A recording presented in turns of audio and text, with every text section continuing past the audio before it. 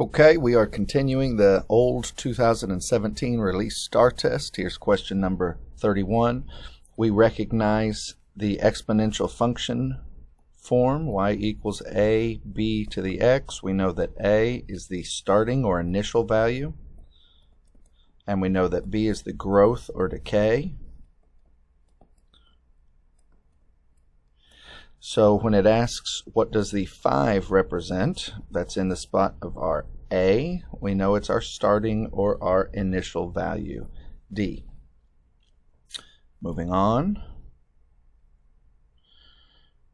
we get another easy question. What is the y-intercept? Y-intercept would be right on our y-axis. We look at our answer choices and G, 0, -2. Notice for students who are careless, they also have the common mistake students would make. Got to know that it's always x, y on our ordered pairs. Next question. We have a word problem. There is a thickness of approximately 450. When it was first discovered, the ice shelf is decreasing at this rate per day. So if we're going to write our formula, y equals mx plus b, we know that this single number that's not changing is the starting value plus 450. And what is the rate at which that number is changing? That was a single point in time, 450. And then the rate is 0.06. But notice this very important word, decreasing. So it should be -0.06. We have our answers. We can look and compare. Here, this was moved, and it can be in either spot. So this could be placed in front. A is the answer. Next question. This is another one where you could easily graph this in your calculator and then use menu, trace, graph trace. That would be a very simple way to do it. You can also solve it by hand. Let's do that. 1/3 x squared minus 3. We can we can factor out a 3. We're left with 1/9 x squared minus 1. We see that this is a perfect square. So we have 1/3 x plus 1 and 1/3 x minus 1. And then we would set both of those equal to 0. I'm going to come over here to the side. It's 1/3 x plus 1 equals 0, and 1/3 x minus 1 is equal to 0. Plus 1 plus 1, 1/3 x is equal to 1 times 3. 1/3 is dividing by 3, so times 3 gets rid of 3's, x is equal to 3. And the other one, minus 1 minus 1, 1/3 x is equal to -1 times 3 times 3, x is equal to -3. It asked for the positive solution, so we know x is equal to 3. That's the answer. Moving on, we see another one of these easier questions. Y equals a b to the x. This is our starting value. This is our growth or decay.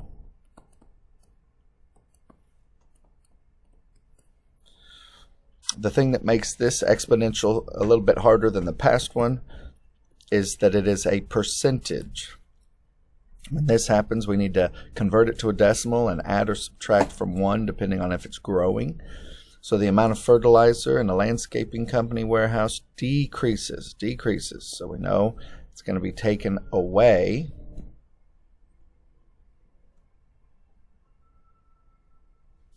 It's going to be taken away from 1. All right, let's write our formula. It starts here. We have our starting value, 78,000, 78,000. Now we need our growth factor. In this case, how do we turn 0.3 into a decimal? I should have said 3%. You take the decimal and you take it back twice. A percent is a number out of 100, so we want to move the decimal 2 places. So it's 0.03. 1 minus 0.03. That's how we show a decrease in a percentage. If it had been increasing, then that would be a plus sign there. Well, what is 1 minus 0.03? So it's 78,000 times 0.97. And of course, it's exponential function, so we have the exponent on top. The answer is C. All right. Next question.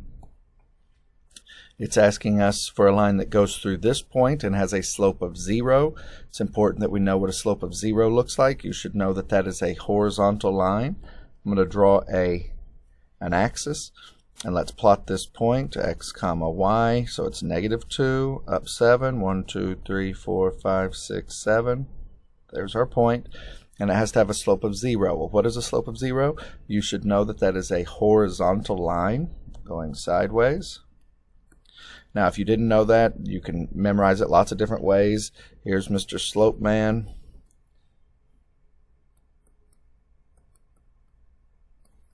Mr. Slope Man has a positive eye, a negative eye. It's going up because it's positive, going down, negative. This is the U at the bottom of the nose is undefined. So a line that goes straight up and down is undefined. And here's this horizontal line, and the dimples on the cheeks, the 2 little zeros, show it's a 0 slope. So a flat line is 0. Straight up and down is undefined. So what would be the equation of this line? Well, we have to go up 7 to get to this line. At every point on this line, your y value is 7. So the answer is J. Of a horizontal line is y equals J.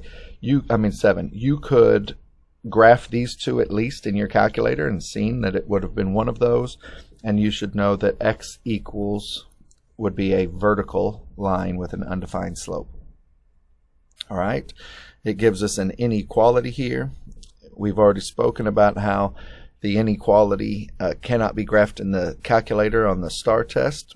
So you could put that as an equal sign and graph it in your calculator to give you what the equation would look like.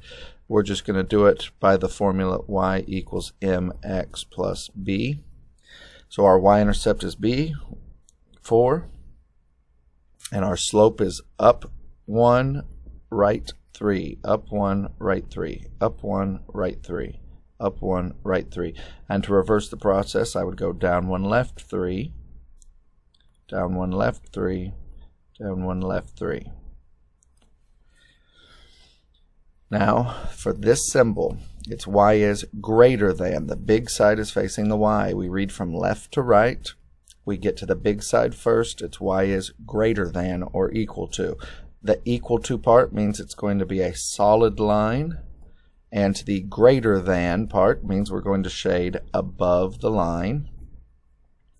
And now we want a pair that is in the solution set. That would be in the shaded region, or since it's equal to, on the line. It can be on the line. So let's plot these points. We have -6, 1, -6, 1. That is not in the shaded region. We have -1, 6. That is in the shaded region. And 6, -1 certainly wouldn't be, and 1, -6 certainly wouldn't be. All right. This is another simple one. Which one is not a function? Y as a function of x is just asking if it is a function. And we know that x's cannot repeat. One input, one output. All right. we have, let's look at our x values, 1/10, 1/8, 1/5, 1/4, 1/2. That is a function. None of the x's, none of the domain values repeat. We're looking for what is not a function. 14, 15, 16, 17, 18, no repeats. And here we have a repeat. That is a problem. It is not a function. Question number 39. We are given a table. If we were going to do this by hand, we could plug each of our values into the equation and see what the output is, see what our y values turn into. You can also graph in the calculator and then hit Control T for table and compare the table values. If you do that, B would be the answer. All right. The next one, we are given an equation we're going to solve. We can solve this, remember, in the calculator by menu 3 for algebra, and then numerical solve, which is 1.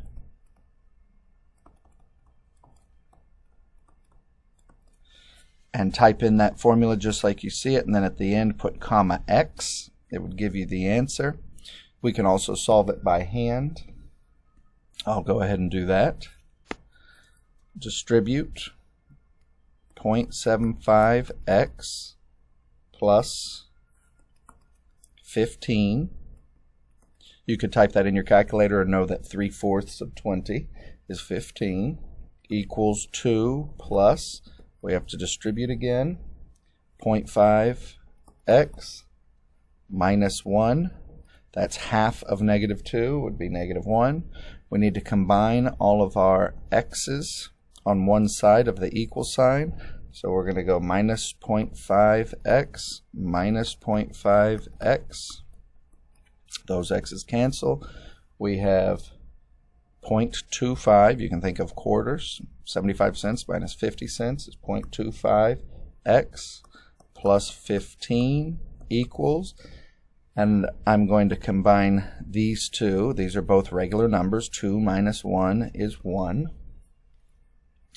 Then we're going to get the x on its own. We want to isolate it, so we're going to get rid of this 15. What is the 15 doing to the x? Adding. The inverse operation would be subtraction.